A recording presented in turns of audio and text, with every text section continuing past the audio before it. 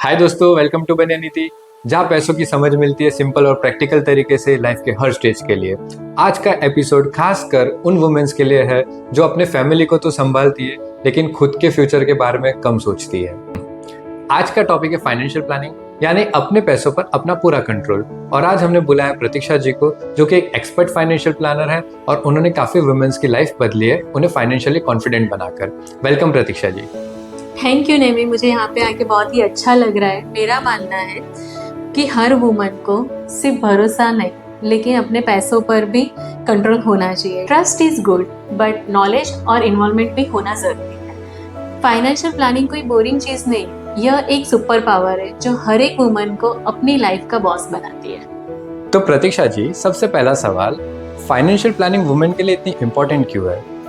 देखिए, वुमन की लाइफ सीधी लाइन में नहीं होती है। करियर ब्रेक्स आते रहते हैं, कभी शादी, कभी मदर, या फिर उनको पूरा घर संभालना होता है।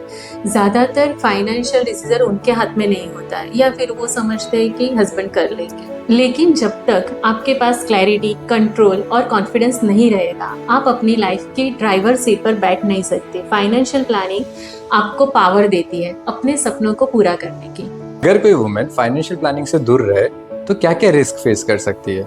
नेमी, सबसे ज़्यादा हार्ट ब्रेकिंग तब होता है कि जब हस्बैंड की अचानक डेथ हो जाती है और वाइफ को ये तक पता नहीं होता है कि पैसे कहाँ पे है, कौन से अकाउंट में, पॉलिसीज कहाँ पे, और अकेली वो इस स्ट्रेस से गुजरती है। और जब रिटायरमेंट का टाइम आता है तब उसको किसी पे डिपेंडेंट रहना पड़ता है फाइनेंशियल हेल्प के लिए। फाइनेंशियल प्लानिंग कोई फैशन नहीं है बल्कि एक ज़रूरत है, सेफ्टी नेट है, स्पेशली फॉर वुमेन के लिए।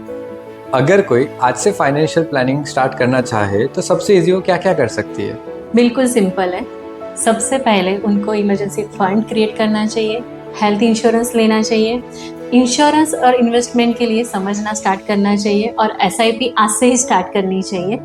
और सबसे ज़्यादा इम्पोर्टेंस बात, फैमिली के फाइनेंशियल डिसीजन में उनको एक्टिवली पार्ट लेना चाहिए। मैं आपको आज एक स्टोरी सुनाती हूँ मेरी फ्रेंड की, जो मेरे दिल के काफ़ी करीब है।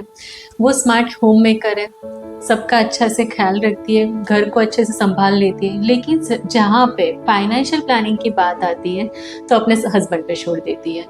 तो एक बार बात करते करते उसने मुझे कहा कि मुझे अपने हस्बैंड पे भरोसा है। फिर वहाँ पे उसको मैंने प्यार से पूछा कि अगर उनको कुछ हो जाता है तो उन्होंने जो फाइनेंशियल प्लानिंग की है उसको तो फॉलो कर सकती है। फिर उसको रियलाइज़ हुआ और वो अपने हस्बैंड के साथ बैठी, फाइनेंशियल प्लानिंग को उसने रिव्यू किया और उसने रिटायरमेंट और एजुकेशन गोल्स को भी डिस्कस किया। आज वो सिर्फ सपोर्टिव वाइफ नहीं, एक स्ट्रॉन्ग फाइनेंशियल पार्टनर भी है। सही बात है। ये कहानी उन सब फीमेल्स के लिए है जो कहते हैं कि मेरे हस्बैंड सब संभाल लेंगे।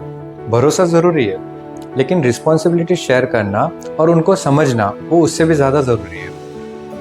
कई फीमेल का कहना है कि फाइनेंस सिर्फ मेल मेंबर का काम है, यह बहुत मुश्किल है। आप क्या कहेंगे? ये सबसे बड़ा ऑब्स्टिकल है। अगर आप घर का बजट मैनेज कर सकती हो, बच्चों की पढ़ाई का प्लान कर सकती हो, तो इन्वेस्टमेंट क्यों नहीं? वेरी वेल सेड प्रतीक्षा जी, आपके वर्ड्स बहुत पावरफुल है। कोई लास्ट मैसेज जो आप सारे फीमेल लिसनर को देना चाहती हो? बस इतना कहूँगी कि पैसे सिर्फ खर्च करने के लिए नहीं होता है, सिक्योर करने के लिए भी होता है। आप अपनी लाइफ की ड्राइवर सीट पे बैठिए, पैसों को डायरेक्शन दीजिए। फाइनेंशियल नॉलेज, इंश्योरेंस, इन्वेस्टमेंट पे हर वुमन का हक है। अगर आप आपका खुद का फ्यूचर सिक्योर नहीं करोगे तो कौन करेगा? आपके पेरेंट्स आपको एजुकेट ही इसके लिए करते हैं कि आप अपने डिसीजन खुद से ले सकें। Thank you so much Pratiksha ji.